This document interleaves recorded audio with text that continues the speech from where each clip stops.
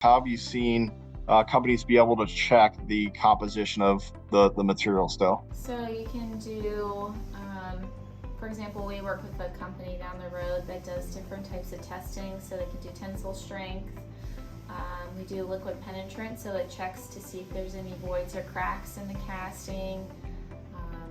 What else do we do? X-rays. X-rays. There's all different types of testing you can do to check the composition of the part post-casting. At BPI, we use only 3 materials, so we know exactly what type of materials we're using, and we use continuous melt, so we're not cross-contaminating materials. So we also, for example, at BPI, we have material certifications that come with the metal as well. Absolutely. There's a known around the strength properties of billet.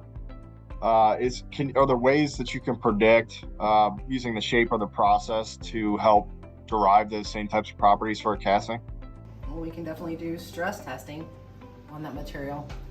And we are already provided with the composition of the material, which also helps the industry determine the strength. And then there's also different heat treating processes you can do to harden the metal. Flow analysis, so you can see the pattern of the flow of the metal. Right. Adding, removing the porosity levels in our mixtures, which BPI is automated now, eliminates any gases or any defects that could be hidden inside the part, which would then reduce its tensile strength. Really doing an FEA analysis on your casting, to their point, helps you understand if you're going to have shrink or if you're going to have air entrapment or anything that you can solve out of the casting prior to cutting the mold. There's testing processes on the back end as well, using mechanical testing, using X-ray, to go inside the part and see if there are air entrapment, porosity issues, shrink issues. Really trying to solve this out of the process. For internal testing, we do different things such as degassing. For furnaces, we do a lot of prep work and consistently monitoring the metal, for example, to make sure that it's to the composition that the part requires. So we have at BPI different levels that we can set the furnaces at to meet expectations of the part. So one is temperature. You can control the temperature and flow of the metal, as well as the gas level. And then also the tilt times to make sure everything is filling out properly.